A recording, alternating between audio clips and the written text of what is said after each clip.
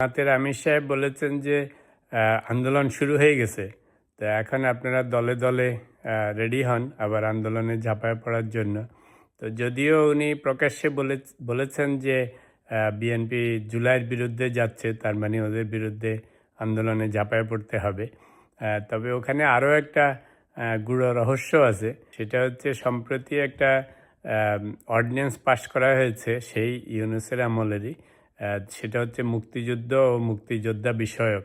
তো সেখানে মুক্তিযুদ্ধের যে ডেফিনেশন দেয়া হয়েছে সেখানে জামাতে ইসলামীর নাম আছে, অর্থাৎ স্বাধীনতার সময় আমরা যে এত যুদ্ধজাহান করেছি তো সেগুলি ওই যে পাকিস্তানি হানাদার বাহিনী, আল শামস, আল বদর, তার মধ্যে জামাতের নাম আছে জামাতে ইসলামী।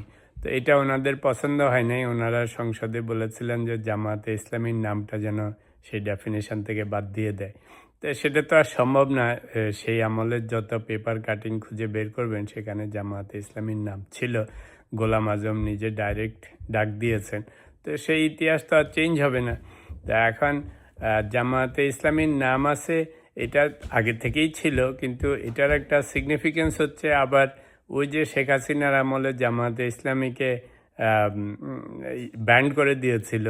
তো সেইগুলির জন্য আবার এখন বিএনপি যেহেতু ইউনূস সরকারের অর্ডিন্যান্স পাশ করেছে, সেই ডেফিনেশনে জামাতে ইসলামীর নাম আছে।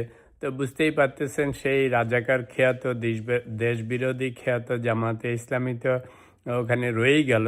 ওই আমি যে বলি গত 55 বছরেও চেঞ্জ হয় না, আগামী 50 বছরেও চেঞ্জ হবে না। তবে এখানে আরও একটা জিনিস আছে যেটা জামাতের আমির ডাইরেক্ট বলেছেন যে বিএনপি জুলাই সনদ ধারণ করে না বা জুলাই সনদ থেকে বিচ্যুত হচ্ছে। তবে এই প্রসঙ্গে দুটা কথা বলবো। সেটা হচ্ছে জামায়াতের আমির সাহেব আয়নায় নিজের মুখ দেখা উচিত।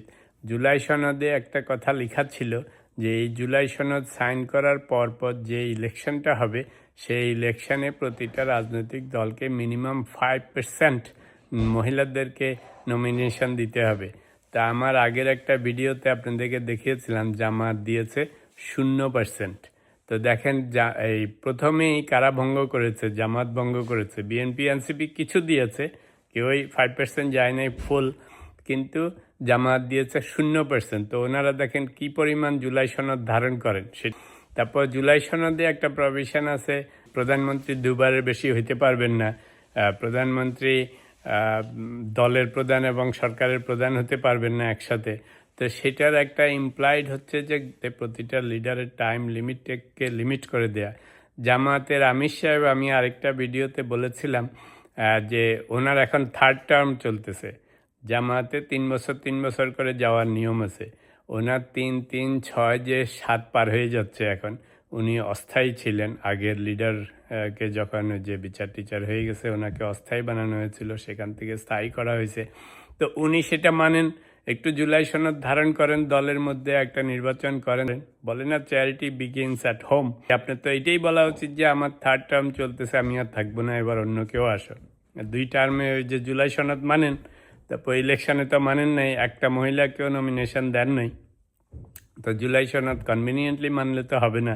যে নতুন বউকে আসলেও তো 2-3 মাস টাইম দিতে হয়, যে বেচারি নতুন জায়গায় এসছে একটু অ্যাডজাস্ট করে নি। নতুন চাকরিতে গেলেও তো 3 মাস প্রবেশনারি পিরিয়ড থাকে।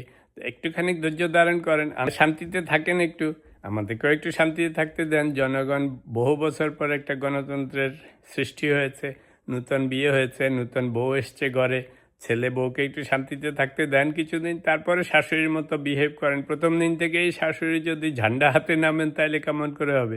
শাশুড়িরও সুখ নষ্ট, বউয়ের সুখ নষ্ট, ছেলের সুখ নষ্ট।